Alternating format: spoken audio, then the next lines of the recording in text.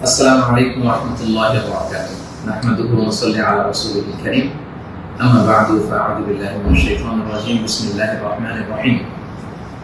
إذا جاء نصر الله والفتح ورأيت الناس يدخلون في دين الله أفواجا فسبح بحمد ربك واستغفره إنه كان توابا. صدق الله العظيم. رب اشرح لي صدري ويسر لي أمري واحلل عقدة من لساني يفقهوا قولي. আল্লাহ তাআলার শুকরিয়া আদায় করছি যে আল্লাহ তাআলা আমাদেরকে একটি গণ বিপ্লব শেষে, একটি গণ উত্থান শেষে একটি নতুন বাংলাদেশ দেখবার সুযোগ করে দিয়েছেন। আমরা বলছি আলহামদুলিল্লাহ ওয়া শুকরিল্লাহ।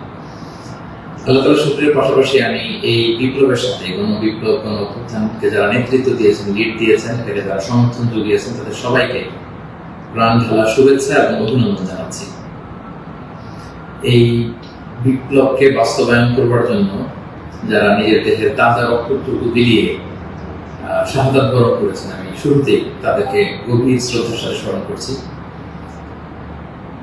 তাদের রূহের মাগফিরাত কামনা করছি এবং শাহাদাতের সর্বোচ্চ মাকাম আল্লাহ সুবহানাহু ওয়া তাআলার কাছে আমি কামনা করছি। পাশাপাশি যারা আহত হয়েছেন তাদের সুস্থতা কামনা করছি এবং আমাদের তরুণ মুক্তিযোদ্ধা ভাইয়েরা যারা সামনে থেকে এই বিপ্লবকে লিড দিয়েছেন, তাদেরকে আমার পক্ষ থেকে প্রাণ ঢালা শুভেচ্ছা এবং অভিনন্দন। বিশেষ করে বৈষম্য বিরোধী ছাত্র আন্দোলনের যে নেতৃবৃন্দ বা সমন্বয়ক ভাইয়েরা, যারা আপনারা এখনো পর্যন্ত অনেক পরিশ্রম করে যাচ্ছেন, আমাদের সকলের পক্ষ থেকে আপনারা সালাম জানবেন, শ্রদ্ধা জানবেন এবং ভালোবাসা জানবেন। সম্মানিত শুধু আমি শুরুতেই দুঃখ প্রকাশ করে নিচ্ছি যে কিছু কারিগরি ত্রুটির কারণে আমরা আমাদের লাইভটি প্রায় আধা ঘন্টা দেরি করে শুরু করলাম। আপনারা ক্ষমা সুন্দর দৃষ্টিতে দেখবেন এবং সবাইকে অনুরোধ করবো যে গণসচেতনতার স্বার্থে, জনসচেতনতার স্বার্থে লাইভটা শেয়ার করবো। আমি খুব বেশি সময় নিতে চাই না। আমরা আল্লাহ তাআলার শুকরিয়া জানাই। পুরো দেশব্যাপী আনন্দ, উল্লাস, উচ্ছ্বাস, মানুষের মধ্যে একটা ঈদ ভাব আমরা গত অল্প কয়েকদিন আগে ভাবতে পারেন যে আল্লাহ তাআলা এত দ্রুত আমাদের হাতে বিজয় তুলে দিবেন। তো আমরা আল্লাহ দরবারে কায়মুবারকে শুকরিয়া জানাচ্ছি, শুকরগুজার হচ্ছি, লাখ কোটি শুকর এবং সুজুদ জানাচ্ছি এবং যারা এটাকে বাস্তবায়ন করেছেন তাদের কৃতজ্ঞতা জানিয়ে শুরু করছি। আমি অল্প কয়েকটি কথা রিমাইন্ডার হিসেবে আপনাদের সাথে শেয়ার করে আজকে শেষ করবো ইনশাআল্লাহ। সমাজের সাথে প্রথম কথা হচ্ছে যে আমরা একটা সাময়িক বিজয় অর্জন করেছি, কিন্তু আমাদের সংকট কিন্তু কাটেনি, অন্ধকার কাটেনি এখন। আমরা গত রাতে কিছু ক্যাওটিক সিচুয়েশনের কথা শুনেছি বাংলাদেশে, আপনারা দেখেছেন অনেকে। আমি নিজেও খুব ক্লোজলি ফলো করছিলাম, সারা রাত ঘুমাতে পারিনি, ফজর করে আমি ঘুমিয়েছি। তো এজন্য আমাদেরকে সজাগ থাকতে হবে, সম্মানিত ভাই বোনেরা, সজাগ থাকতে হবে, ঐক্যবদ্ধ থাকতে হবে। মাইলস টু গো, অনেক দূর আমাদেরকে যেতে হবে। আন্দোলন বা বিপ্লবের এটা হচ্ছে আন্দোলন শেষে একটা সফল বিপ্লব বা গণঅভ্যুত্থান শেষে এটা হচ্ছে প্রথম ধাপ, যে স্বৈরাচারের পতন হয়েছে। এখন হচ্ছে আমাদের দেশ গড়বার সময়। এই সময় আমাদেরকে অত্যন্ত ধৈর্যশীলতার পরিচয় দিতে হবে, দায়িত্বশীলতার পরিচয় দিতে হবে। বিজয়ীরা দায়িত্বশীল হয়। যদি দায়িত্বশীল অ্যাটিটিউড আমরা দেখাতে পারি, তবে এই বিজয় কিন্তু আমাদের টেকসই হবে। সো অনেক ধরনের ষড়যন্ত্র আশেপাশে ঘুরপাক খাচ্ছে, দেশি বিদেশি। আমাদেরকে সজাগ থাকতে হবে, সচেতন থাকতে হবে। বিজয় উল্লাসে মেতে আমরা যেন আবার কোনো ভুল করে না বসি, বিপ্লবের পরে কোনো প্রতি বিপ্লবকে যেন আমরা স্থান না দিই। এই হচ্ছে প্রথম রিমাইন্ডার আপনাদের প্রতি। 2 নম্বর যে কথাটা বলবো, আমাদের বাংলাদেশে আমরা মুসলিমরা ছাড়াও আমাদের হিন্দু ভাই বোনরা আমাদের সাথে, আমরা একসাথে মিলেমিশে একাকার একসাথে আমরা থাকি। আমাদের খ্রিস্টান ভাই বোনেরা আছেন, বৌদ্ধ ভাই বোনেরা আছেন। সো সংখ্যালঘুদের কোনো উপাসনালয়ে যেন কেউ আক্রমণ করতে না পারে, এটা খেয়াল করতে হবে। কিছু কিছু ঘটনা আমরা শুনেছি যে বিভিন্ন জায়গায় হিন্দুদের মন্দিরে আক্রমণ করা হচ্ছে, অগ্নিসংযোগ করা হচ্ছে।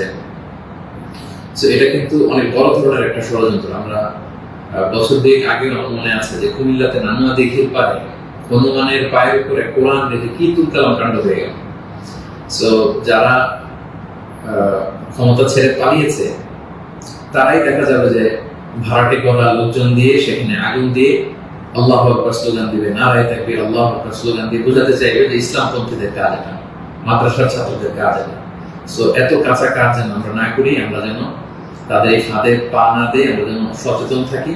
বিশেষ করে মাদ্রাসার ছাত্র ভাইদেরকে, আমরা কলিজার টুকরা মাদ্রাসা, আলিয়া মাদ্রাসা, কমি মাদ্রাসার ছাত্র ভাইদেরকে আমি বলবো, আপনারা আপনাদের নিজ নিজ থানা, গ্রামের, এলাকার হিন্দু মন্দিরগুলো নিজ দায়িত্বে পাহারা দেন, প্যাট্রোলিং করবেন ভাগ করে করে, সকালে বিকালে কারা দায়িত্ব পালন করবেন, মাদ্রাসার শিক্ষক যারা আছেন তারা এটা দেখভাল করেন। সামনের এক দুই দিন খুবই গুরুত্বপূর্ণ। আমরা চাই না যে আমাদের বিজয়টা এভাবে নষ্ট হয়ে যায়। এই জাতীয় ষড়যন্ত্র যারা করছে তাদের ষড়যন্ত্রকে আপনারা নস্যাৎ করে দিন সংঘবদ্ধভাবে। সো এটা আমাদেরকে খেয়াল রাখতে হবে। কিছু অগ্নিকাণ্ড বা বিচ্ছিন্ন ঘটনা যদি ঘটে, দেখা যাবে যে যারা এই বিজয়ে খুশি না তারা এটাকে ইন্টারন্যাশনালি তারা এটা প্রোপাগেট করবে। তারা বলবে যে Bangladesh is on terrorist attack, জঙ্গি অ্যাটাকে কবলে পড়েছে বাংলাদেশ, অনেক ন্যারেটিভ তারা দাঁড় করাবে এবং এটা করতে তারা বড় করবে। সো আমরা এত সহজে এই বিজয়কে নষ্ট হতে দেব না। আমার 2 নম্বর রিমাইন্ডার হচ্ছে আমার প্রিয় বিপ্লবী ভাই এবং বোনদের প্রতি, বিশেষ করে মাদ্রাসার ছাত্র ভাইদের প্রতি, আপনারা খেয়াল করে সংখ্যালঘুদের কোনো স্থাপনাতে, উপাসনালয়ে যাতে এই জাতীয় ঘটনা না ঘটে ক্লোজ অবজারভেশন করুন, পাহারা দিয়ে নিরাপত্তা দিন। এটা আমাদের দায়িত্ব। আমরা এবার যদি ভুল করে ফেলি তাহলে বাংলাদেশ ইসলাম অনেক পিছিয়ে যাবে, বাংলাদেশ সমৃদ্ধ বাংলাদেশ গড়বার স্বপ্ন এটা অনেক পিছিয়ে যাবে। 3 নম্বর যে কথাটি আমি শেয়ার করতে চাই সেটা হচ্ছে, আমরা প্রায় বলি যে ইতিহাসের সবচেয়ে বড় শিক্ষা হচ্ছে যে মানুষ ইতিহাস থেকে শিক্ষা নেয়। আমরা যেটা দেখলাম প্রায় 1.5 যুগ ধরে বা 1.5 দশক ধরে যে ক্ষমতাসীন দলটি ছিল, তারা যখন আজকে বিদায় নিল, বিদায় তো না, বেসিকলি তারা বাধ্য হয়ে ক্ষমতা ছেড়ে পলায়ন করেছে। তো তাদের বিদায়টা আসলে কেমন হলো যে আমরা একটু বিশ্লেষণ করি, অ্যানালাইসিস করি যে আপনার ক্ষমতার দাপটে বাকি মহিষে 1 ঘাটে পানি খেতে এরকম অবস্থা। এসএসএফ আপনাকে সিকিউরিটি দিত, আপনার সামনে বহর, পেছনে বহর, কত সিকিউরিটি, কত ন্যাশনাল প্রোটোকলের ব্যবস্থা আপনি করেছেন। কিন্তু আজকের বিদায়টা আপনার কেমন হয়েছে? পুরো দেশব্যাপী গণধিক্কার, ঘৃণা, বদদোয়া ছাড়া কিছু আপনি হাসিল করতে পারেননি। সো এ থেকে আমাদের রাজনীতিবিদদের, আমাদের সকলের শিক্ষা গ্রহণ করা উচিত। আপনার বিদায় কেউ কাঁদেনি, কেউ কোনো সংবর্ধনা দেয়নি, সহমর্মিতা জানায়নি, বরং আপনার অস্তিত্বই ছিল হুমকির মুখে।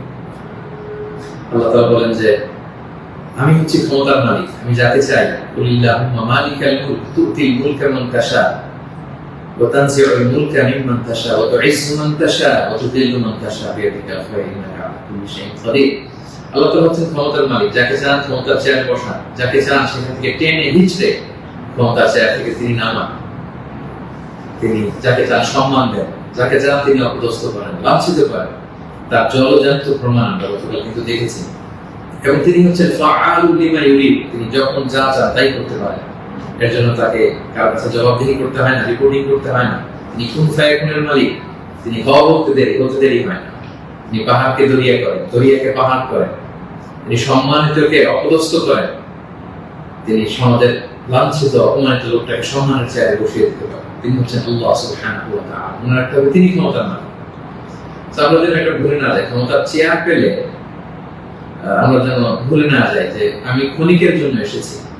সামনে যারা ইন্টারিম গভর্নমেন্টাল লিড দিবেন, 3 মাস 6 মাস পরে জাতীয় ইলেকশন পরে যখন আমাদের নতুন সরকার আসবে, তারা যখন ক্ষমতার চেয়ারে বসবেন, নিজেকে এই রিমাইন্ড যেন আমরা দিই, আমরা যেদিন বিদায় নিব, যেদিন ক্ষমতায় থাকবো, সেদিন আমি আমাকে কেমন যেতে চাই, সেই হিসাবটুকু করে যোগ বিয়োগ দিয়ে যেন আমরা ক্ষমতায় থাকাকালীন সময় আমাদের অ্যাক্টিভিটিস গুলো পরিচালনা করি। সো এই ইতিহাস থেকে আমরা বারবার শিক্ষা নিতে ভুল করি, হোঁচট খাই, আমরা যেন এটা না করি।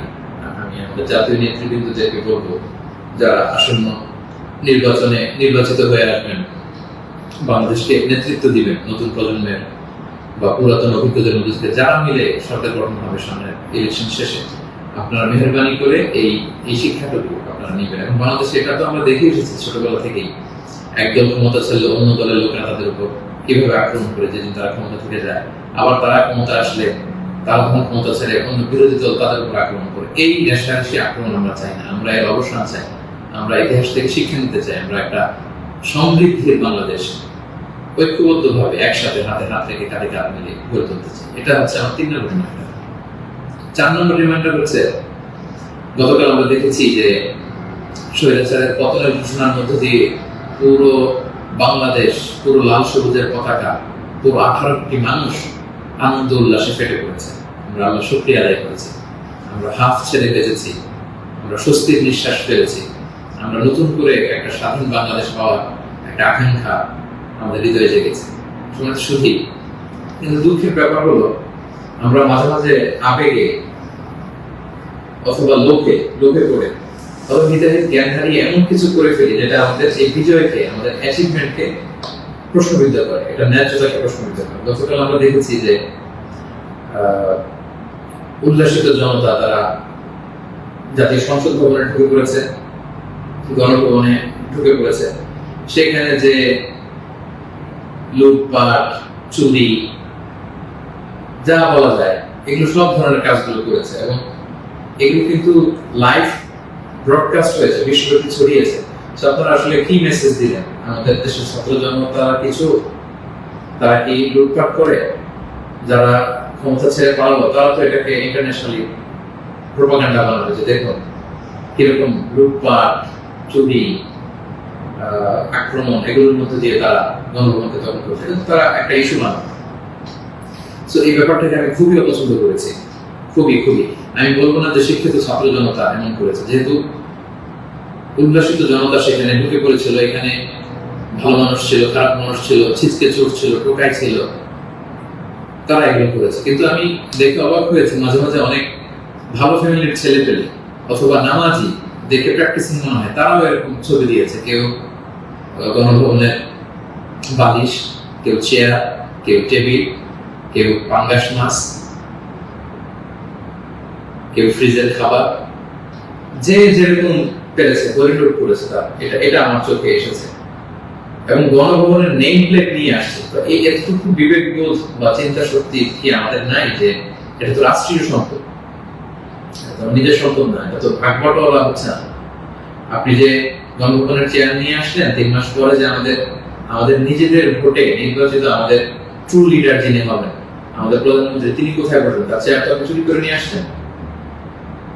তিনি থাকবেন কোথায়? তার বালিশ তো আপনি নিয়ে আসছেন। একটা বালিশ নিয়ে এসে, একটা হাঁস নিয়ে এসে, একটা কম্বল নিয়ে এসে আপনি আসলে কতটুকু লাভ করতে পারেন? কিন্তু গোটা বিশ্বকে আপনি একটা নেগেটিভ মেসেজ দিলেন এবং আমাদের এই বিজয়কে আপনারা প্রশ্নবিদ্ধ করলেন।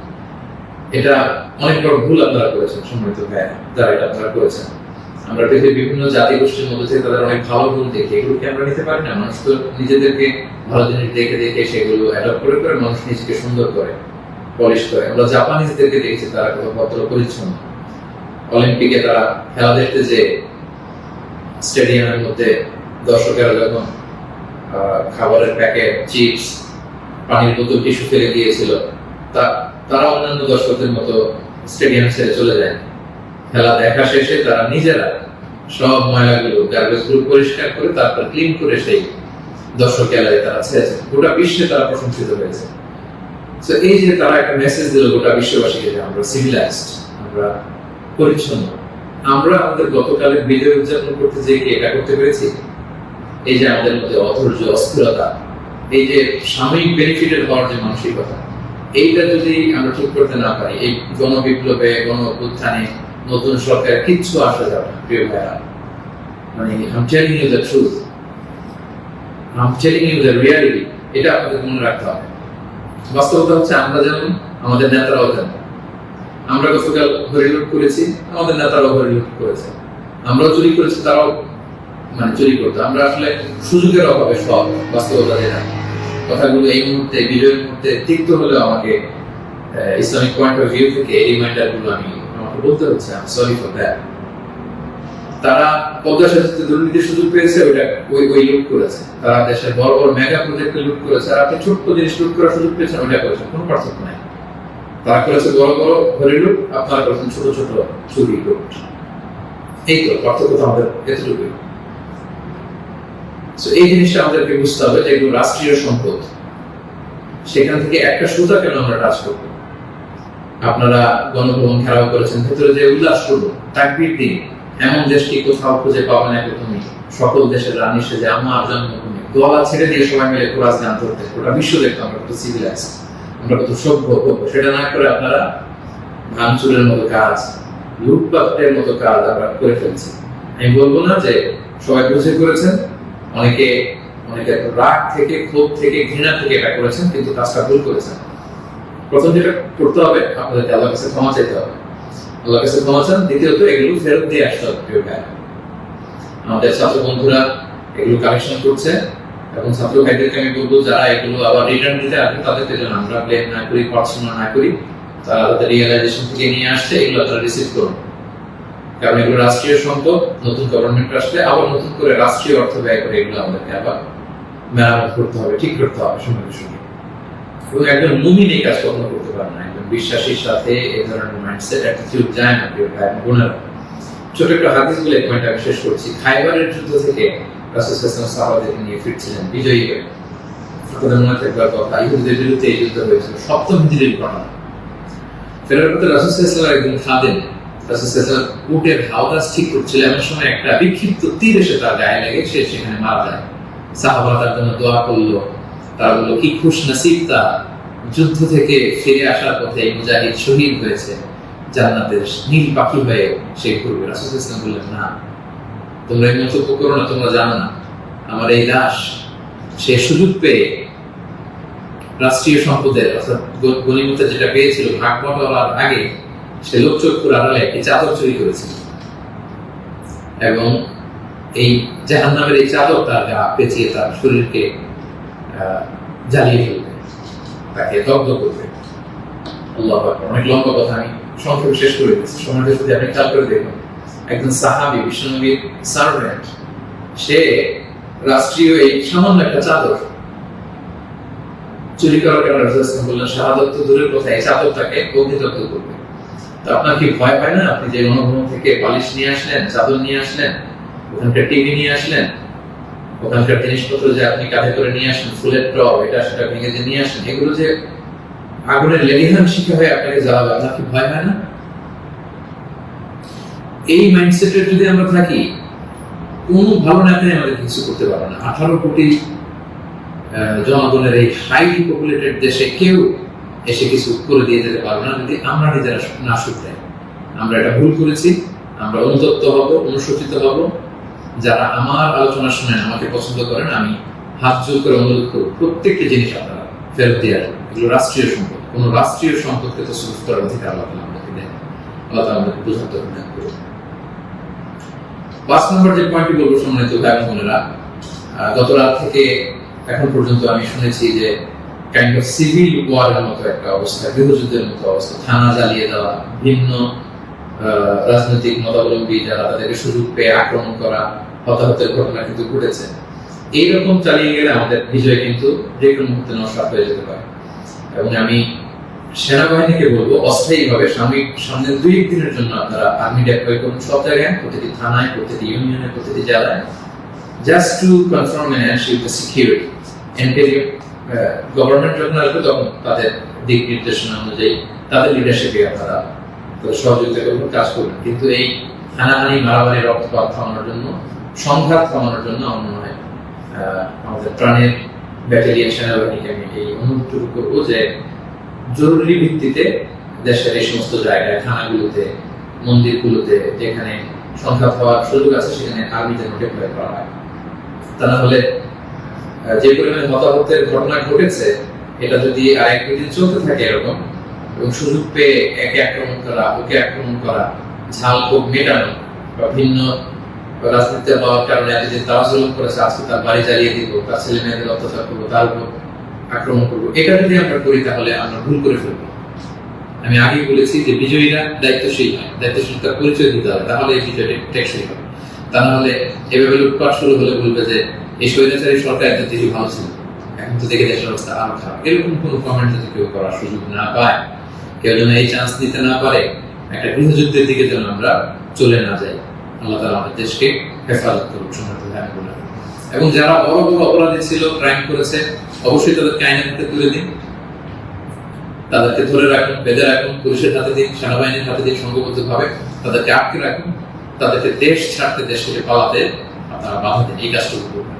এটা ছিল 5 নম্বর রিমাইন্ডার। 6 নম্বর রিমাইন্ডার, খুব রিসেন্টলি হোপফুলি আজকে ইন্টারিম গভর্নমেন্টের রূপরেখা যারা থাকবেন সেটা বলা হবে, খুবই গুরুত্বপূর্ণ। জন্য আমি লাইভও দেরি করতে চাচ্ছি না, আমি উৎসুক হয়ে আছি এই নিউজ শুনবার জন্য।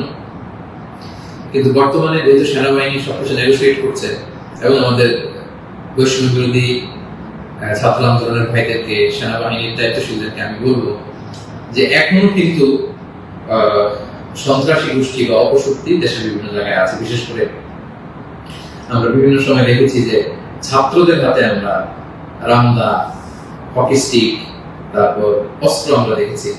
বিভিন্ন সময় আমরা ছাত্রলীগের ছাত্রদের হাতে আমি দেখেছি যে তারা সাধারণ ছাত্রদেরকে আক্রমণ করতে একটা সারাশি অভিযান চালিয়ে গোটা দেশের ছাত্রলীগের যত সন্ত্রাসী আছে তাদের হাত থেকে এই অস্ত্রগুলো সিজ করতে হবে। শুধু ছাত্রলীগই না, এটা উদাহরণ হিসেবে বললাম, যত ছাত্র সংগঠন আছে কারো হাতে যদি কোনো আগ্নেয়াস্ত্র, অস্ত্র এগুলো পাওয়া যায়, খুব জরুরি ভিত্তিতে এগুলো পুরো দেশে সারাশি অভিযান চালিয়ে এগুলো সিজ করতে হবে।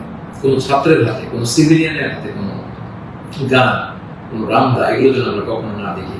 ছাত্ররা রামদা নিয়ে ক্যাম্পাসে তারা দাপট দেখাবে, এই দৃশ্য আমরা যেন বাংলাদেশে না দেখি। এরকম একটি পরিবেশ যেন আমরা তৈরি করতে পারি। আমি সেনাবাহিনীর কাছে অনুরোধ জানাবো, আমি সামনে যে ইন্টারিম গভর্নমেন্ট হবে তাদের কাছে অনুরোধ জানাবো, বৈষম্য বিরোধী ছাত্র আন্দোলনের ভাইদেরকে এই বিষয়ে গুরুত্ব দেওয়ার জন্য অনুরোধ জানাবো। কারণ আমি বিভিন্ন ভাবে আমাদের কিছু সোর্স আছে, আমরা জেলায় জেলায়, থানায় থানায় এরকম হতাহতের ঘটনা শুনেছি। সেগুলো আমাদেরকে নিয়ন্ত্রণ করতে হবে। সবশেষে সম্মানিত ভাই বোনেরা, আমি এই কথা বলে শেষ করতে চাই যে আমাদের ধৈর্যের পরিচয় দিতে হবে, আমাদেরকে শান্তি শৃঙ্খলা রক্ষার সর্বোচ্চ চেষ্টা করতে হবে। প্রতিহিংসার রাজনীতি আমরা বাংলাদেশে আর দেখতে চাই না, আমরা হানাহানি মারামারি এটা দেখতে চাই না। আমরা জাতি, ধর্ম, বর্ণ নির্বিশেষে আমরা যেন সবার প্রতি মানবিক হতে পারি, আমরা সেটা চাই। আমরা চাই মেরিটোক্রেসির ভিত্তিতে আমাদের দেশ চলবে। দেশের যতটি চাকরি দেওয়া হবে, পদায়ন হবে, যারা সচিব হবেন, যারা বিসিএস ক্যাডার হবেন, যারা সরকারি আমলা হবেন, প্রতিটা চাকরি যেন মেধার ভিত্তিতে হবে। Meritocracy should be the national policy of Bangladesh, our new Bangladesh, our new independent Bangladesh. আমি দায়িত্বশীলদের কাছে অনুরোধ করছি, আমাদের ন্যাশনাল কয়েকটা পলিসি থাকা দরকার। সিঙ্গাপুরের 3-4টা জাতীয় পলিসির মধ্যে একটা হচ্ছে মেরিটোক্রেসি। রাষ্ট্রীয়ভাবে যেন ঘোষণা দেওয়া হয় যে মেরিটোক্রেসির ভিত্তিতে আমাদের বাংলাদেশ চলবে। আমাদের বিচার বিভাগ সম্পূর্ণ স্বাধীনভাবে, এখানে কেউ হস্তক্ষেপ করতে পারবে না। কোনো চাঁদাবাজি আমাদের বাংলাদেশে চলবে না, কোনো ঘুষ বাংলাদেশে চলবে না। একটা সমৃদ্ধির বাংলাদেশ আমরা যেটা স্বপ্ন দেখি, আমরা যে স্বাধীন বাংলাদেশের স্বপ্ন দেখি, আমরা যেন একসাথে সেটা করতে পারি। Together we rebuild hour nation again, ইনশাআল্লাহ। তো সম্মানিত সুধী, আমি এই আহ্বান জানিয়ে শেষ করব, কেউ আইন শৃঙ্খলা অবনতি ঘটাবেন না, সংঘাতে জড়াবেন না, আইন নিজের হাতে তুলে নেবেন না।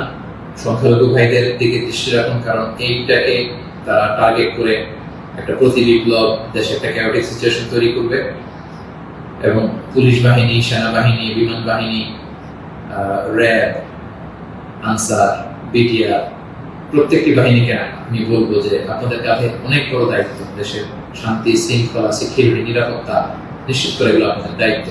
আসুন আমরা সবাই হাতে হাত রেখে, কাঁধে কাঁধ মিলিয়ে আমাদের নতুন বাংলাদেশ গড়ে তুলব। এই সামনের 1-2 দিন খুবই ক্রুশাল। আপনারা কেউই অস্থির, অধৈর্য হয়ে রাগে বসে বিভিন্ন থানা জ্বালিয়ে দেওয়া হচ্ছে, আমি শুনছি। সাধারণ পুলিশদের উপর আক্রমণ করা হচ্ছে। প্রিয় ভাইয়ের, পুলিশরা খুব অল্প বেতনের চাকরি করে, তারা আমাদেরকে নিরাপত্তা দেয়। তো তারা উপরের অর্ডারে এতদিন এগুলো করেছে, তাই বলে আপনি পুলিশের উপরে আক্রমণ করতে পারেন না। আপনার দলের বিরোধী বলে আপনি তাদেরকে আক্রমণ করতে পারেন না। সুযোগ পেয়ে আপনি এই অন্যায়ভাবে এটার ব্যবহার আপনি করতে পারেন না। আমরা যেন সুশৃঙ্খল থাকি, আমরা যেন দায়িত্বশীলতার পরিচয় দিই। সম্মানিত সুধী, একটা মানবিক বাংলাদেশ, একটা সাম্যে পরিপূর্ণ, একটা সমৃদ্ধ বাংলাদেশ আমরা দেখতে চাই। অনেকেই আমাকে ব্যক্তিগতভাবে মেসেজ করেছেন, কল করেছেন, সবাইকে শুকরিয়া জানাই, জানতে চেয়েছেন যে শাইখ আপনি কবে আসবেন। আমি আপনাদেরকে এতটুকু নিশ্চিত করছি যে আমি শীঘ্রই বাংলাদেশে আসছি ইনশাআল্লাহ। স্বাধীন বাংলাদেশে আপনাদের সবার সাথে আবারও পুনরায় সাক্ষাতের আকাঙ্ক্ষা এবং অপেক্ষায় আমি রইলাম। সাম্য, মানবিক মর্যাদা এবং সামাজিক সুবিধা প্রতিষ্ঠিত করে আমরা যেন একটা সমৃদ্ধ বাংলাদেশ সবাই করে তুলতে পারি, সেই প্রত্যাশায় আজকে এই সংক্ষিপ্ত লাইভ সেশন এখানে শেষ করছি। হাযা মা ইনদি ওয়াল ইলমু ইনদাল্লাহি আলাইহি তাওয়াক্কালতু ওয়া ইলাইহি উনীব। আসসালামু আলাইকুম ওয়া রাহমাতুল্লাহি ওয়া বারাকাতুহু।